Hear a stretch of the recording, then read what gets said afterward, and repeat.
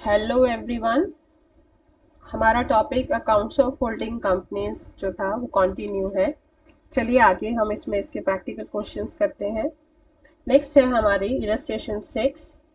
The following is the balance sheet of H limited and S limited as on 31 March 2005। Equity and liabilities दी हैं आपको। Share capital आपको यहाँ पे दिया है, देखिए एच लिमिटेड का और एस लिमिटेड का। ये एस लिमिटेड की है।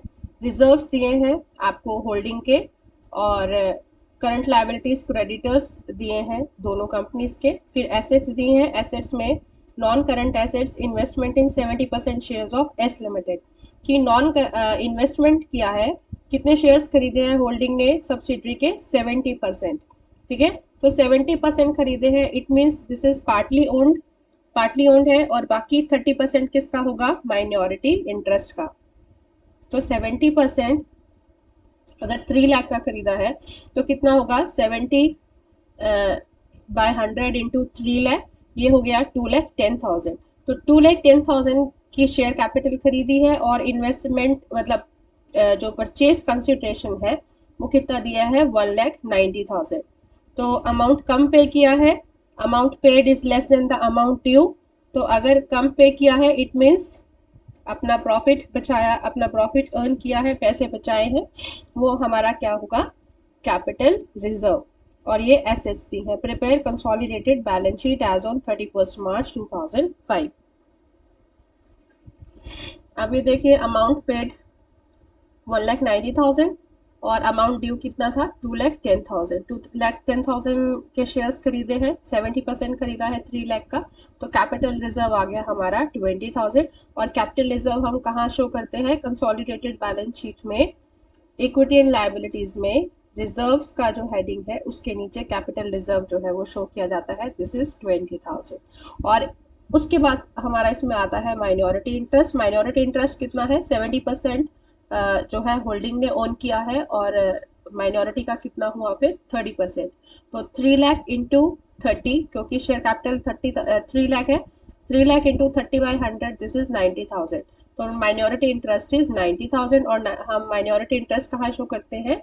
कंसोलिडेटेड बैलेंस शीट में शेयर होल्डर्स फंड या इक्विटी एंड लायबिलिटी साइड में शेयर होल्डर फंड और रिजर्व से, शेयर होल्डर फंड्स के बाद और रिजर्व से पहले, यहाँ इन बिटवीन जो है माइनॉरिटी इंटरेस्ट शो किया जाता है। This is 90,000। अब हम कंसोलिडेटेड बैलेंस शीट बना सकते हैं। शेयर कैपिटल ऑफ ₹10 ईच, ये हमारे पास होल्डिंग की है 4 लाख। ठीक है, माइनॉरिटी इंटरेस्ट आ गया, रिजर्व्स आ गए। रिजर्व देखिए गिवन है आपको, रिजर्व 1 लाख दिया है होल्डिंग का। क्रेडिटर्स दोनों के कंबाइन हो जाएंगे, और इधर ये इन्वेस्टमेंट ये यहाँ से कैंसिल होगी, और बाकी रिमेनिंग आपने लिख दिया। एसेट्स जो है वो कंबाइन हो जाएंगी, 5,10,000 एंड 4 लाख।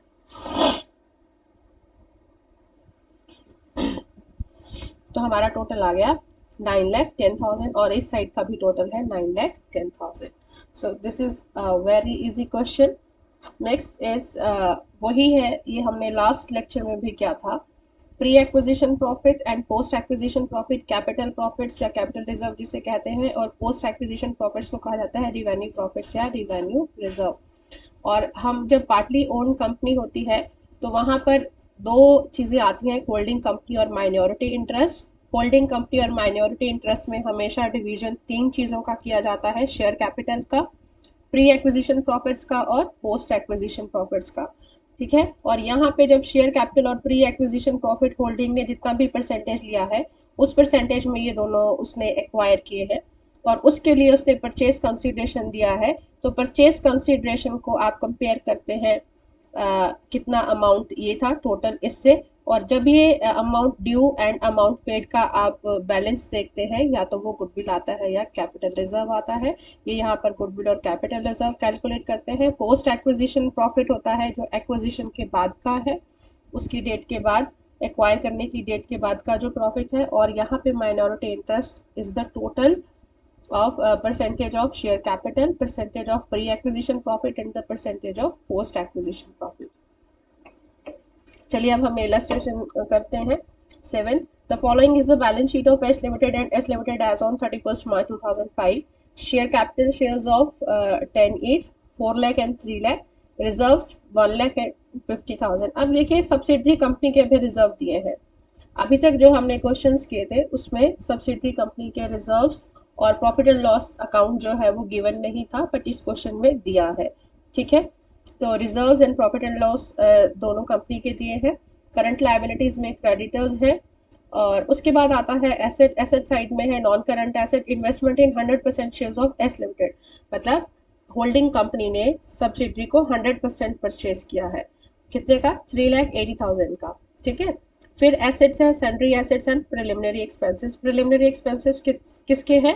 होल्डिंग के नहीं है, सिर्फ सब्सिडरी के हैं। तो प्रिलिमिनरी एक्सपेंसेस को क्योंकि इनकी कोई मार्केट वैल्यू नहीं है और इसका कोई मतलब नहीं है, इससे होल्डिंग कंपनी को कुछ भी मिलेगा नहीं, सिर्फ ये बैलेंस शीट में शो किया जा रहा है। इसलिए इस प्रिलिमिनरी एक्सपेंसेस को क्या किया जाता है? राइट ऑफ किया जाता है। और ये राइट ऑफ कहाँ से किया जाएगा? सब्सिडरी कंपनी के जो रिजर्व्स और प्रॉफिट एंड लॉस अकाउंट है, इसमें से प्रिलिमिनरी एक्सपेंसेस को राइट ऑफ किया जाएगा। तो जब होल्डिंग कंपनी सब्सिडरी को परचेज कर रही है, ओन कर रही है, एक्वायर कर रही है, तो उसकी शेयर कैपिटल भी ली है उसने, और साथ साथ प्री एक्विजिशन प्रॉफिट्स भी लिए हैं। मतलब जब उसने एक्वायर किया उस टाइम पे सब्सिडरी के पास जो भी प्रॉफिट्स थे, वो कौन से प्रॉफिट्स थे? Pre acquisition. वो कौन कौन से हैं? रिजर्व है 50,000 का और प्रॉफिट एंड लॉस अकाउंट है 60,000 का। ठीक है, तो चलिए देखते हैं। 100% ओन किया है। अमाउंट ड्यू, अमाउंट पेड कितना है? 3,80,000, और ड्यू कितना था? 3 लाख की share capital plus 50,000 reserve plus 60,000 profit and loss minus 10,000 जो कि प्रिलिमिनरी एक्सपेंसेस थे। ठीक है, और कितना 100% ओन किया है इंटू 100/100 मीन्स ये आपका आ जाएगा, जब आप इसका कैलकुलेशन करेंगे, दिस इज 4 लाख। ठीक है, तो 3,80,000 अमाउंट पे किया है और देना कितना था? 4 लाख। इसका मतलब उनके पैसे बचे हैं कितने? 20,000, और ये 20,000 जो है वो कैपिटल रिजर्व है। कैपिटल रिजर्व हम कहाँ शो करते हैं? कंसोलिडेटेड बैलेंस शीट में। रिजर्व जो ये आपका इक्विटी एंड लायबिलिटी है, इसकी हेडिंग में रिजर्व आता है। रिजर्व में कैपिटल रिजर्व जो है वो शो किया जाएगा 20,000। अब माइनॉरिटी इंटरेस्ट, माइनॉरिटी इंटरेस्ट कोई नहीं होगा क्योंकि ये फुली ओन्ड कंपनी है, पार्टली ओन्ड नहीं है। होल्डिंग ने पूरा 100% ओन किया है, तो माइनॉरिटी इंटरेस्ट इज नील, तो कहीं शो नहीं करेंगे। अब इसकी हम कंसोलिडेटेड बैलेंस शीट बना सकते हैं, बहुत ही ईजी है।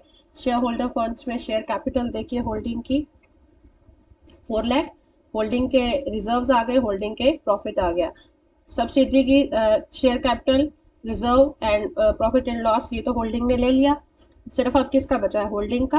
क्रेडिटर्स बच गए थे, क्रेडिटर्स दोनों के कंबाइन हो गए। ये इन्वेस्टमेंट का जो बैलेंस आया था वो आपने लिख दिया। और एसेट्स हमारी 4,20,000 प्लस 5 लाख ये आ गई। और जो ये प्रिलिमिनरी एक्सपेंसेस थे ये राइट ऑफ हो गए हैं।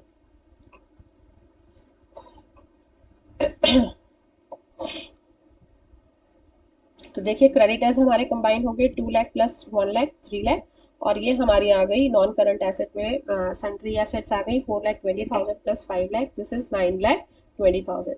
सो ये टोटल जो है ये हमारा सेम है, बोथ साइड इक्वल है। क्लियर? नेक्स्ट इलस्ट्रेशन करते हैं, दिस इज इलस्ट्रेशन नंबर 8।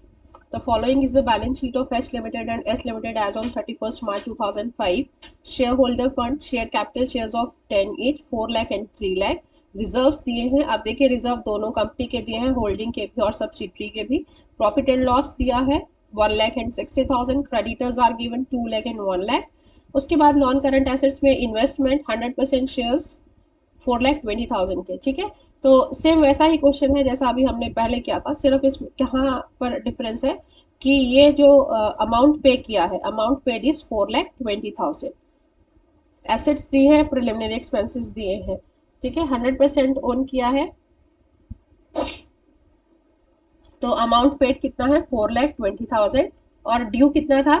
कितना 3 लाख की कैपिटल है सब्सिडरी की, प्लस 50,000 उसका रिजर्व है, प्लस 60,000 सब्सिडरी का प्रॉफिट एंड लॉस अकाउंट है, माइनस 10,000 वो प्रिलिमिनरी एक्सपेंसेस जो कि राइट ऑफ किए हैं, इंटू 100/100 क्योंकि 100% ओन किया है, तो ये आपका आ जाएगा 4 लाख। तो 4 लाख की वैल्यू ली है, लेकिन 4 लाख की वैल्यू लेने के लिए अमाउंट कितना पे किया है? 4,20,000। तो 20,000 ज्यादा पे किए हैं। ज्यादा किस चीज के पे किए हैं? That is the amount of goodwill. 20,000 जो है वो गुडविल का अमाउंट है। और गुडविल हम कहाँ शो करते हैं, गुडविल क्योंकि एसेट होती है तो इसे कंसोलिडेटेड बैलेंस शीट में हम एसेट साइड में शो करते हैं गुडविल। ये यहाँ पर हमारी आ गई 20,000 की। और माइनॉरिटी इंटरेस्ट निल आएगा क्योंकि 100% ओन किया है, तो माइनॉरिटी इंटरेस्ट यहाँ पर कोई भी नहीं होगा। माइनॉरिटी इंटरेस्ट किस केस में होता है, अगर पार्टली ओन होता है, ठीक है, तो कुछ हिस्सा होल्डिंग के पास है और जो बाकी का जो बचा हुआ हिस्सा होता है that is minority interest. But in this question there is no minority interest.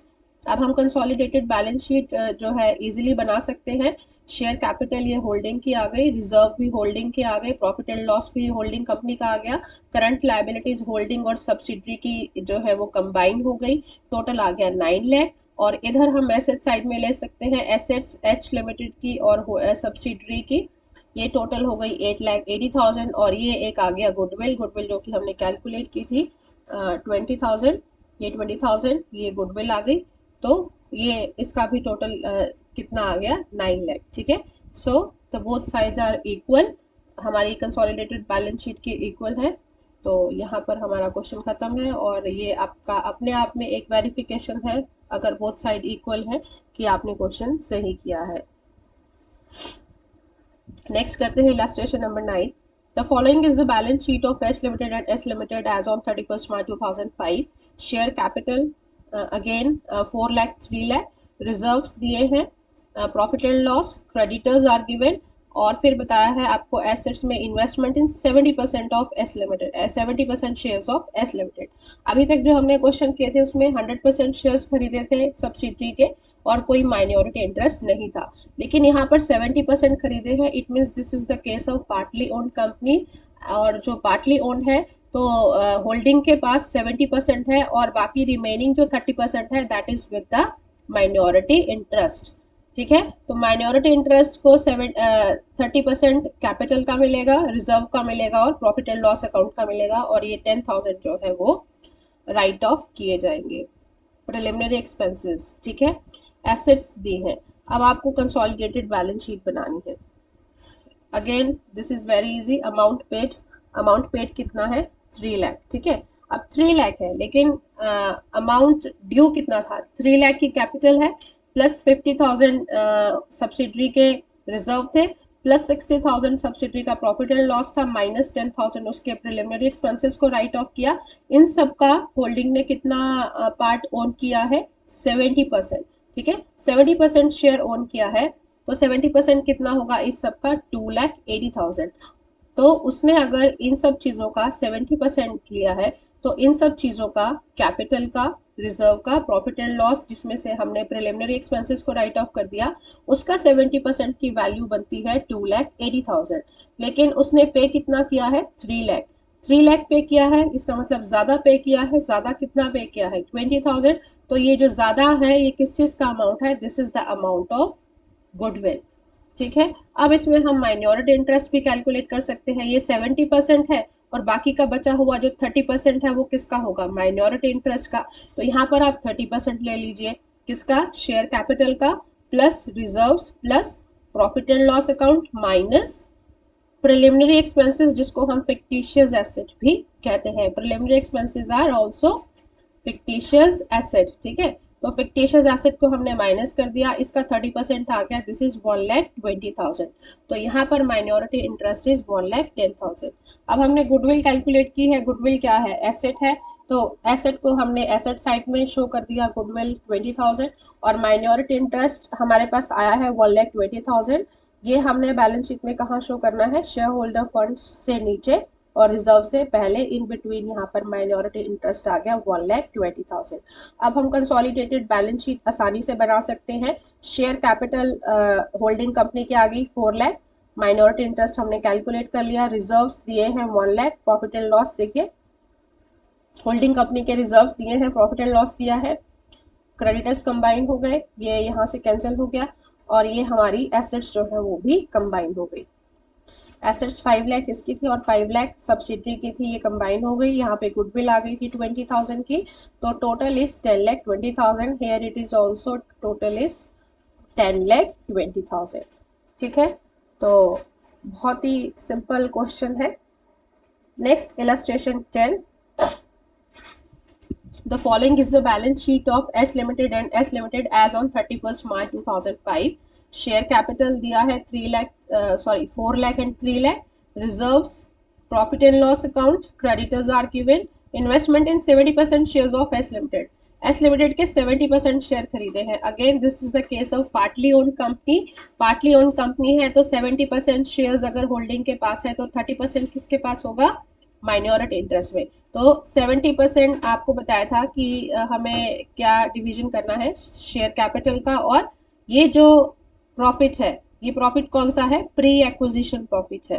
तो ये प्री एक्विजिशन प्रॉफिट को भी हमने 70 और 30 की रेशियो में डिवाइड करना है और प्रिलिमिनरी एक्सपेंसेस को राइट ऑफ करना है. ठीक है, तो अमाउंट पेड कितना है? 2,60,000 और ड्यू कितना था? 3 लाख की कैपिटल है, 50,000 प्रॉफिट एंड लॉस रिजर्व है, 60,000 profit and loss account minus fictitious asset जो हमारी प्रिलिमिनरी एक्सपेंसेस है उसका 70% इंटू 70/100. ये कितना आ गया? अमाउंट ड्यू कितना था? 2,80,000. तो ड्यू था 2,80,000 लेकिन अमाउंट पे कितना किया है? 2,60,000. ठीक है, तो पे कम किया है, जो कम पे किया है 20,000. This is the capital reserve. Clear? और कैपिटल रिजर्व हम कंसोलिडेटेड बैलेंस शीट में कहाँ लिखते हैं? इक्विटी एंड लायबिलिटीज में रिजर्व्स की हेडिंग के अंदर. और फिर उसके बाद हमारे पास आ गया माइनॉरिटी इंटरेस्ट. माइनॉरिटी इंटरेस्ट अगर ये 70% है तो इसका बचा हुआ 30% क्या है? Minority interest. किस किस चीज का? वही शेयर कैपिटल का, रिजर्व्स का, profit and loss account minus fictitious asset and the remaining percentage. Remaining percentage क्या है? 30%. 30/100. 3 लाख प्लस 50,000 प्लस 60,000 माइनस 10,000. ये आपके पास आ गया 1,20,000. तो माइनॉरिटी इंटरेस्ट हम कहाँ शो करते हैं? वही इक्विटी एंड लायबिलिटी में, शेयर होल्डर्स फंड में, शेयर कैपिटल से नीचे और रिजर्व से पहले 1,20,000 ये माइनॉरिटी इंटरेस्ट आ गया और ये कैपिटल रिजर्व आ गया 20,000. कंसोलिडेटेड बैलेंस शीट अब बनानी बहुत इजी है. होल्डिंग कंपनी की शेयर कैपिटल आ गई 4 लाख, माइनॉरिटी इंटरेस्ट आपने लिख दिया और रिजर्व्स होल्डिंग के थे 1 lakh, profit and loss account था उसका 1 लाख, कैपिटल रिजर्व हमने कैलकुलेट कर लिया 20,000. करंट लायबिलिटीज में क्रेडिटर्स दोनों कंपनीज के कंबाइंड हो गए, टोटल इज 10,40,000. और उसके बाद एसेट साइड में दोनों कंपनी की एसेट जो है वो कंबाइन हो गई. होल्डिंग की थी 5,40,000 प्लस सब्सिडरी की जो एसेट है 5 lakh, this again 10,40,000. So the total is 10,40,000. दोनों का टोटल सेम है, इक्वल है. ठीक है, तो यहाँ पर अगर आपका ये इक्वल आता है टोटल, इट मीन्स आपका क्वेश्चन सही है. क्लियर? नेक्स्ट आता है कि जब होल्डिंग कंपनी सब्सिडरी कंपनी को ओन करती है तो उस टाइम पे सब्सिडरी कंपनी की एसेट्स को रीवैल्यू किया जाता है, रीवैल्यूएशन किया जाता है. ठीक है, पुनर्मूल्यांकन जिसे हिंदी में कहते हैं. अब रीवैल्यूएशन क्यों करते हैं?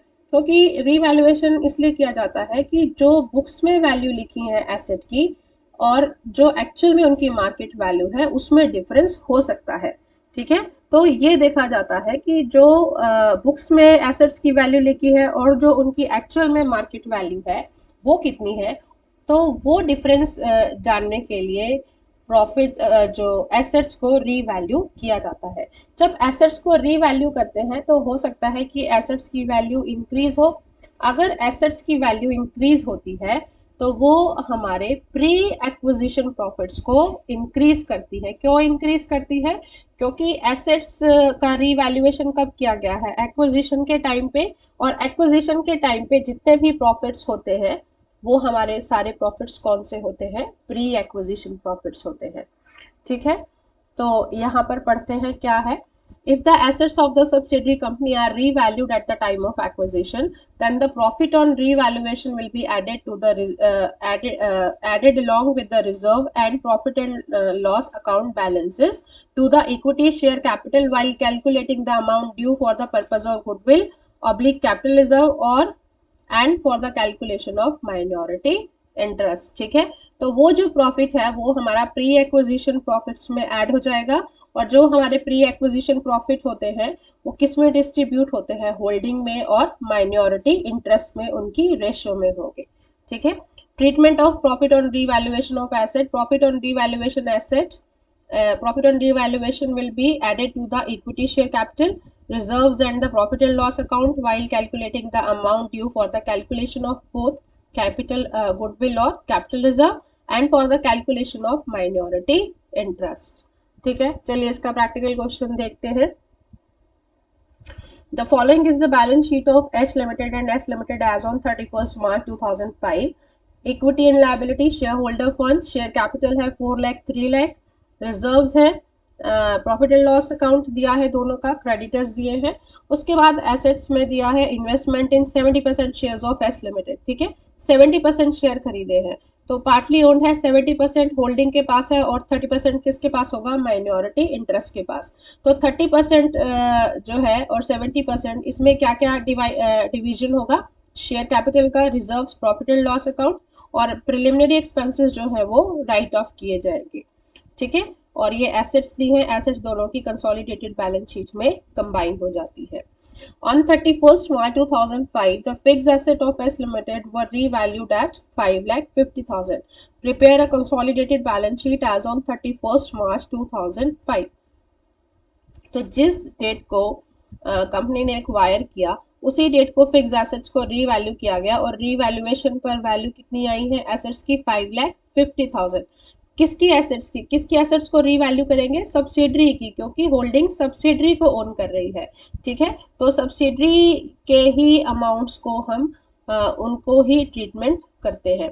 तो सब्सिडरी की एसेट्स की वैल्यू कितनी आई है, 5,50,000. वैसे एसेट्स की वैल्यू कितनी दी है सब्सिडरी की, 5 लाख.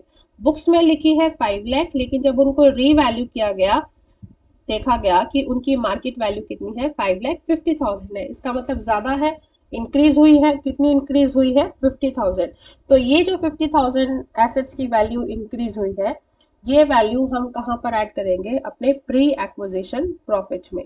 ठीक है, तो यहाँ पर देखिए प्री एक्विजिशन प्रॉफिट में ऐड किया जाएगा.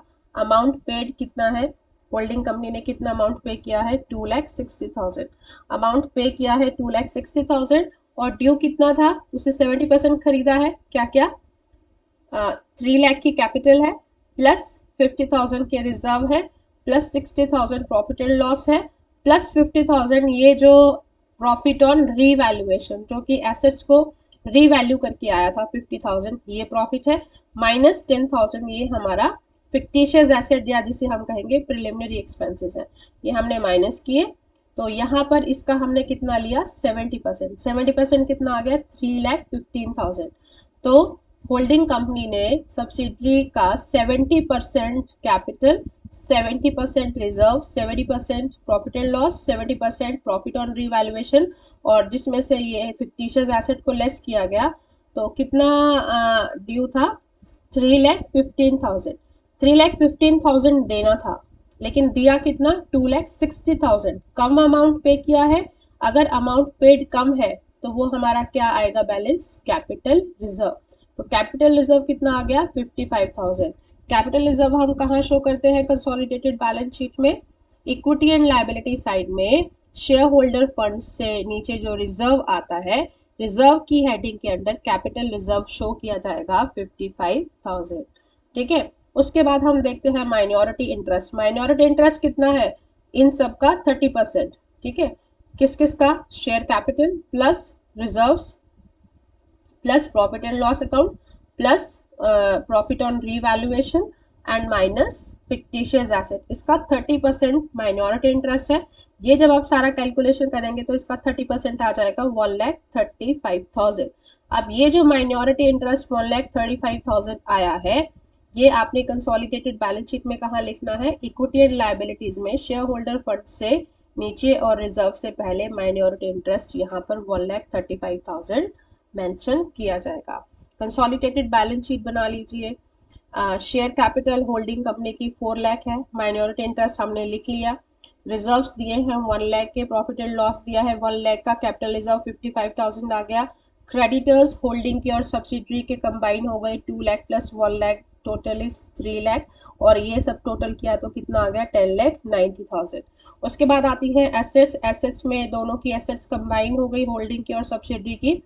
कितनी कितनी दी है देखिए, 5,40,000 और रीवैल्यूएशन करके सब्सिडरी की कितनी आई थी 5,50,000। ठीक है, तो अब सब्सिडरी की एसेट्स की कौन सी वैल्यू लिखेंगे 5,50,000। तो 5,40,000 ये होल्डिंग कंपनी की एसेट्स है और 5,50,000 ये सब्सिडरी की एसेट है, दोनों की कंबाइन हो गई तो टोटल आ गया 10,90,000। ठीक है, अगेन जो दोनों साइड्स हैं इनका जो टोटल है दैट इज इक्वल। ठीक है, तो ये हमारी हो गई कंसोलिडेटेड बैलेंस शीट। क्लियर? तो ये लेक्चर आपका यहीं तक है। Thank you so much.